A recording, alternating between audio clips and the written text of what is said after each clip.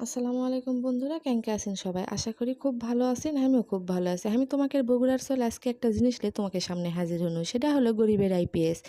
দেখো, এখন আজকে তোমাকে আমি যেটা দেখাবা যাবো সেটা দেখলে হয়তো তোমাকে খুব ভালোও লাগতে পারে। যেমন এই যে আজকে যে ফ্যানটা দেখিচ্ছেন, আর এই যে ব্যাটারি, এই যে আমার লাইট, এই যে আমার আলাদা লাইট, বাহ! এটা হলো আমাকে গরিবের আইপিএস।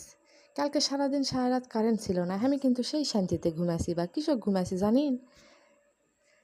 কৃষক আমার এটা সোলার আছে। এই সোলার হলো সারাদিন সারা রাত তোমার সূর্যের আলো পাবে, ফাইন সার্ভিস দিবে। তোমরা যারা আইপিএস লিবা চাচ্ছেন বা এই লোডশেডিংয়ের মধ্যে তোমরা কেউ আইপিএস লেন না, কিসের জন্য? আইপিএসের ব্যাটারি চার্জই হবে না।